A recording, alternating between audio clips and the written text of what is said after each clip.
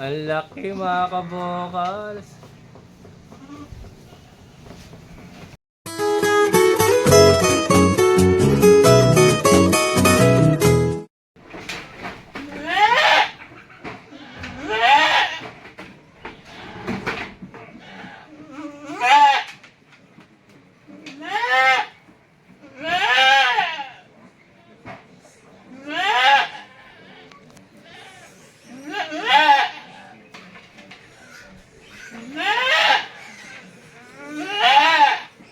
Mga kabokals, nanganak na si Paloma.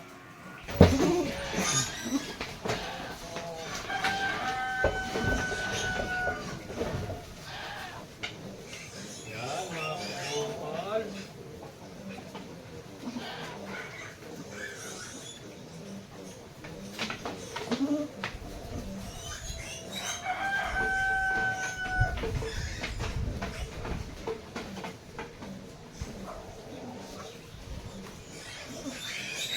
Importante yung uso, nasa muna kagad.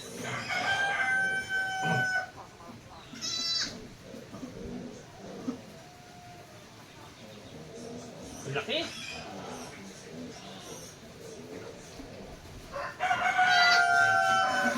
Kaya ka lang muna, may nakabit pa eh. Ang laki niya mga kabukals, para kay ano, para kay Paloma. Ang tatay si Dagul. Yan.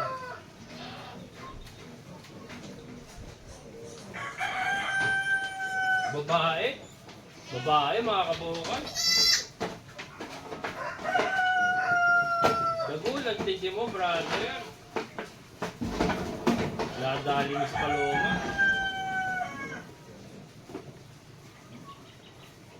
Ito ko muna ilalagay mga kabukals, may basahan. Kasi mahangin. Dito kasi ano eh, may nakakabit pa. Ayaw ko hugutin eh.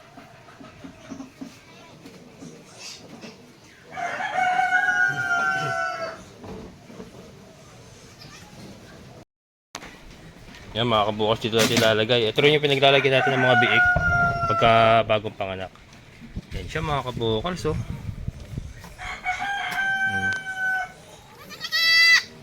Haba ng tenga oh. Lakas ang dugo ni Dagul. Haba ng tenga, laylay oh. Ang laylay ng tenga. Yan, saka laki niya. Yan, importante naman dyan na punasan na natin yung uso.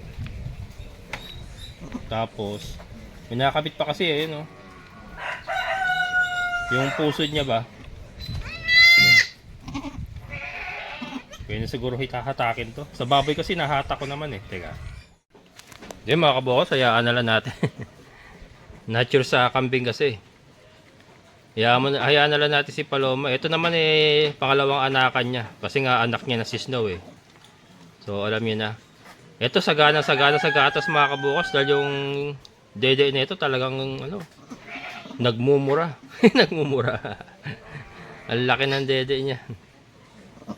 Yan, hayaan natin siyang gawin yung natural na ano niya, na function niya bilang isang ina. Yan, medyo iwas natin, medyo hindi maganda.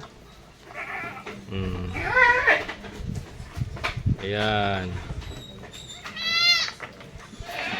Diba, natanggal na ba? Tanggal na yata mga kabokals. Ayan na mga kabokals oh. Ayan na siya.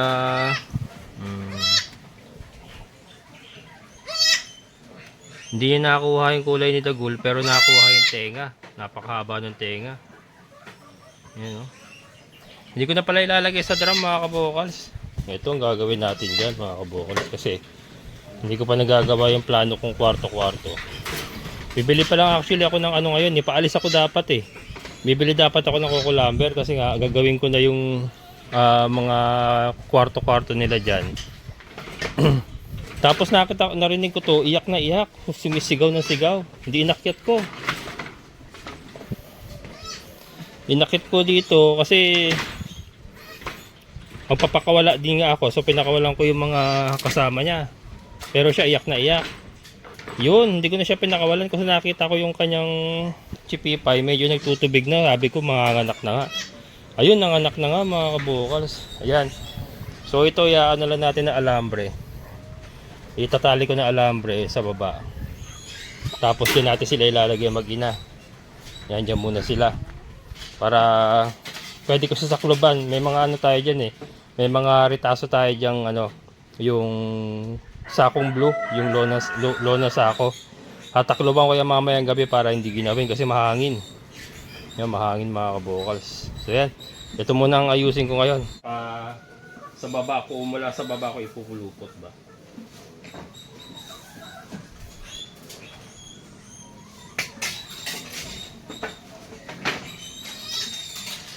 Yan. Ito mga kabukals. Yan.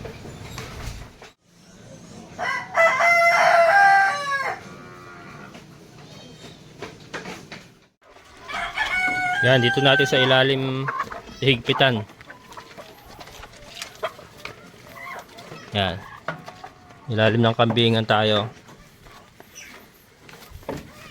May itlog oh. May itlog, dalawa. Fertile na siguro yan, iipon ko na yan eh.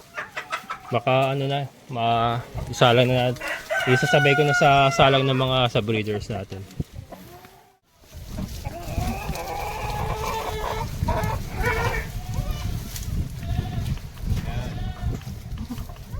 Ihigpitan sa ilalim.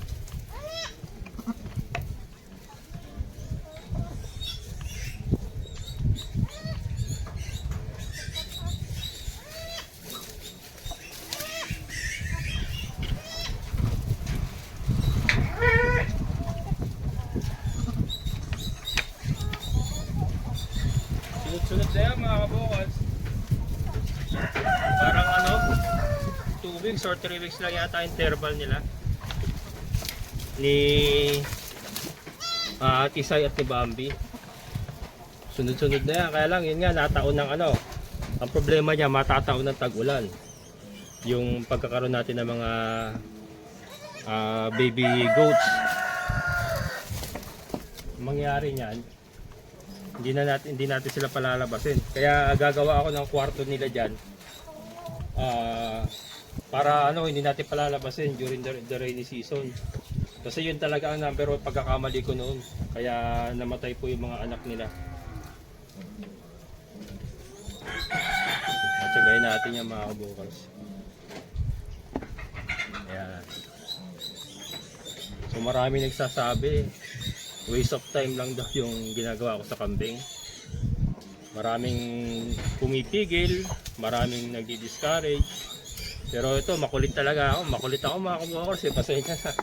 Sa mga kaibigan din natin na pinapayuhan tayo na tigilan mo na yan, wala namang mangyayari sa iyo sa kambing. Pasensya na. Ito po ang gusto ko eh. Sabi ko nga, mahal ko yung ginagawa ko kaya andito pa rin yung mga kambing. Pero ayan, it's pay off naman. Paunti-unti lang. Paunti-unti nagkakaroon naman po tayo ng resulta sa mga ginagawa natin.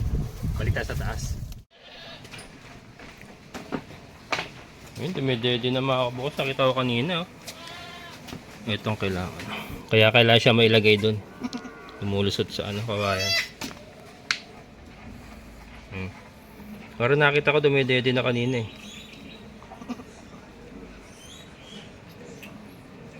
Ayan o, ayan o. Ayan o. Matayo na siya, oh. Yan. Ayan na, ayan na, ayan na. Yan! Ayan mga kabukals, nakakadede na siya. Colostrum yan. Colostrum yan. Ayan, oh. Yan na mainam. Colostrum mga kabukals, napaka-importante niyan. As early as now. Malakas. Malaki talaga mga kabukals, malaki. Talagang ano, lahi ni Dagol talaga ito, walang duda. Hindi tayo nasalisihan. Kay Dagol talaga to kasi laki niya eh. Saka yung tenga niya ilaglag talaga. Teka, ayusin ko na nga muna ito, daldal ako ng daldal para mailipat natin dito. Gamitin ko muna yung mga basahan. Kasi paa niyan, hindi pa matibay mga paa niyan mga kabukals eh. Kaya lagyan natin ng ganito para may tapakan siya. Yan. Yan. Lilipat natin.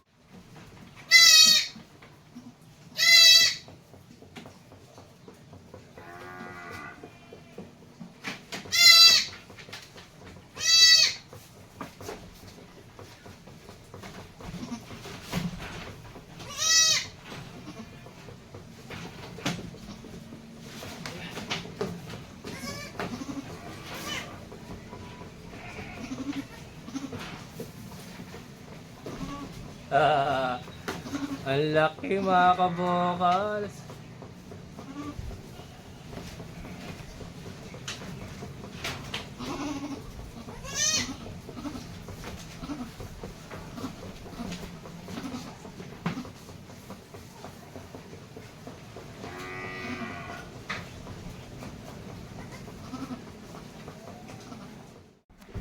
Yan.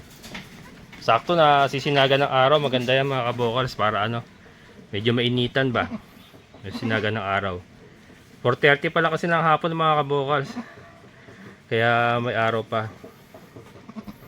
Dagdagan ko yung basahan. Kuha pa ako ron. Yan lang muna. Yan lang muna ang gagawin natin.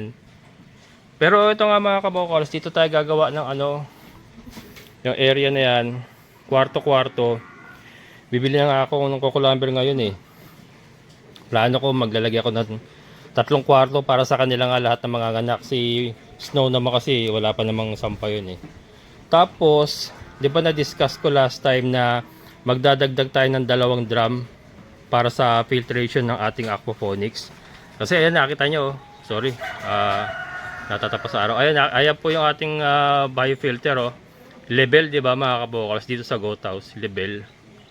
So, para makatipid tayo, hindi na ako magpapagawa kay Kuya Greg ng another lalagyan ng 2 drum. Dito na tayo mga kabukals. So sabay na.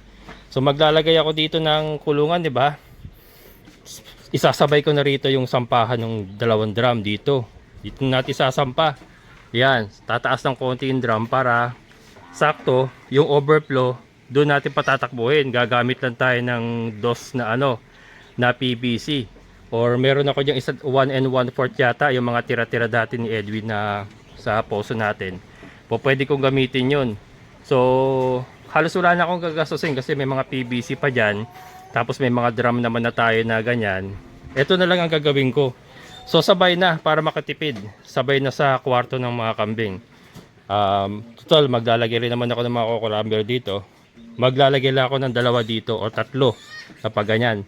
Tapos diyan natin ipapatong yung mga drum na filtration. Tapos may suporta na lang yun para just in case na umuga, hindi sila basta-basta malalaglag. So, di ba? Tapos, gagamit nga lang po tayo ng mahaba-habang PVC. Sabi ko nga marami naman dyan natira ni Edwin. Yun ang ilalagay natin doon pag ganun. So, magmula dito, papunta ron. Tapos yung hose naman, yung hose na yon na nakakabit na yon, dito na siya magdadaan muna. Dito na muna siya magdadaan. Tapos yung overflow doon na sa biofilter natin, 'di ba? Medyo mahaba-haba yung lakar niya pero maiksi naman ang damage ating bulsa. Kasi ano na hitting 2 birds in 1 stone na mangyayari kasi makapaggagawa na tayo ng ng kwarto ng ating mga kambing. May sasabay pa natin yung patungan ng ating filtration system, di ba? Yun ang gagawin natin. Pero ito, thank you Lord, mukhang isa lang talaga kasi malaki. Isa lang talaga. Mamaya sasakluban ko yan ng ng trapal mamayang gabi. Tapos yung permis lang yung mga basahan dyan. Ayan. Gusto niyo doon sa basahan mga kabukals. So, nasa gitna pa siya nasa gitna pa siya ng basahan. Pero matibay yan kasi native ang nanay matibay yan. Pero syempre yung pag-aalaga natin, yung extra precaution natin based sa mga na-experience natin pagkakamali nun, i-apply natin sa lahat sa kanila. Kasama na siya kahit native lang siya. Pero yung anak niya kasi, anak na ni Dagul yan eh. And babae pa, mga kabukals, babae. Ganda ng kulay, yung kakaiba. Ngayon lang tayo magkakaroon ng ganyang kulay na may parang black sa likod.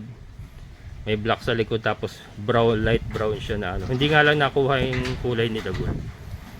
Mas dominant yung kulay niya. Pero nandoon yung laki. Yun.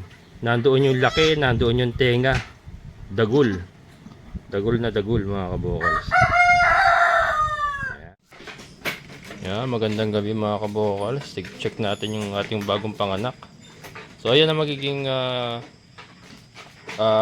kwarto nila, kwarto. Ayan oh. Binalot nga po natin ng ano, 'di ba? Ng tolda. Tolda sako. Hanggang dito 'yan sa likod. Ayan oh. Ayan. Ano 'yan. So yung sahig lang. Sahig lang ang walang ganyan. Pero meron naman tayong basahan. Sarado lahat 'yan. Dinaganan ko lang ng bato para ano. Para hindi lipad-lipad rin ba.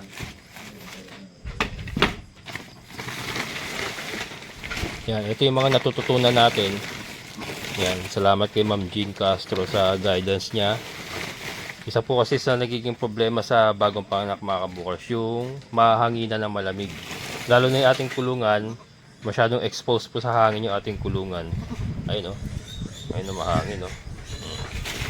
So, yan sila. Yan si bagong chikiting. Ayan mga kabukals. Sakto yung ano niya, nandun siya sa sulok ko. Sakto yung kanyang pwesto. Pero yan, may mga basahan tayo dyan para pagka gusto niyo sa basahan.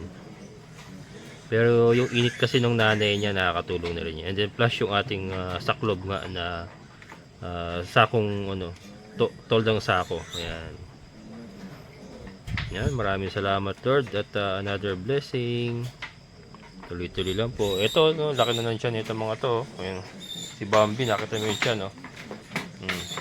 So yan po yung malapit na rin ito. Kaya lang nagkagulo-gulo na yung ano ko. Hindi. Sabi ko kasi April 30 si Tisay eh. Ang ikaw 145 days niya. Hindi naman sakto 145 days yan mga kabokals. Kasi 145 to 155 days po yan ang nanganganak ng kambing. So possible na napagpalit ko nga si Paloma at saka ito si Tisay. So si Tisay ang susunod. Si Tisay. Ayan mga kabokal. So, at umbok na rin ang tiyan ni Tisay. Pero mas malaki ang tiyan ni Bambi. Oh. Malaki ang tiyan ni Bambi. Mga anak ka ba? Sino ba mauna sa inyo? Ha? Ayan. So ayan mga kabokal. Tuloy-tuloy lang po tayo. Hindi nga po tayo nasisiraan ng loob kahit ang dami pong nagiging problema sa ating pagkakambing, and then ang dami rin pong mga nagsasabi na tigilan na natin at walang mangyayari sa ganyan. Mahal ko kasi mga kabukals eh, bata pa ako, mahilig na ako sa kambing. Pagka nakakita nga ako ng kambing sa kalsada, talagang tinititigan ko talaga. Yung ako'y bata pa mga kabukals, kambing, baka, ayan, kalabaw, ayan. Pag nakakita ako niyan, tuwang-tuwa ako nung ako'y bata pa. Kaya ito hindi lang ito hindi naman ito negosyo para sa akin. Parang parang nag-aalaga na aso. 'Di ba aso, inaalagaan mo lang, wala naman siyang kasama mo lang, companion. Parang ganyan din sila mga kabokals. And then eventually, yun nga, like ko sinasabi, pag nagamay na talaga natin ng gusto, na parami na natin, naging maayos na ang sistema, susunod na po yung kita. Ayan. So kung ang nasa isip ko lagi, kung ang nasa isip ko sa pagkakambing, kumita, pera. Matagal na akong tumigil talaga mga kabokals. Matagal ko na silang ibinenta lahat. Kasi, di ba, ang dami nagiging challenges, wala pong naibibenta, walang kita. Kung ako po'y puro kita lang nasa isip ko, talagang dinispose ko na silang lahat. Pero hindi. Nandun po yung pagmamahal nga po sa ginagawa ko. Yan, lagi po sinasabi yan, nandun po yung pagmamahal sa ginagawa ko. Kaya po, kahit hindi po kumikita, nandiyan pa rin sila. Kasi gusto ko yung ginagawa ko. Gusto ko silang alagaan. So, yan mga kabukals. Wag po sana magagalit yung mga nag-a-advise sa akin, mga kaibigan pa yung iba, na yan, tigilan mo na yan at walang mangyayari sa yan. So, matigas talaga ang ulo ko mga kabukas, pasensya na. Matigas ang ulo, alam niyo naman, wala na sapin. Ayan mga kabukas, another blessing, tuloy-tuloy lang po tayo dito sa ating munting alagaan. Sabi ko nga, ang farming is not for everybody. Kailangan mahalin mo ang farming bago ka mag-isip ng kita or ng pera na makukuha mo sa pagpo-farming. Iba kasi ang farming mga kaboss. Mahirap ipaliwanag pero iba ang mundo ng farming. Ibang-iba po ito sa mga ibang negosyo. Una-una may buhay po ang mga alaga natin, hindi lang sila basta talaga bakal, buhangin o ano pa na merchandise. Sila po'y may buhay, kaya medyo komplikado. Kaya kung hindi mo mamahalin ang ginagawa mo, talagang wala pong mangyayari sa ginagawa mong farming business. Kaya kailangan yun, mahalin natin ating ginagawa. Ayan, maraming salamat mga kabukas. Hanggang dito na lang ang amazing na buhay. Bye-bye!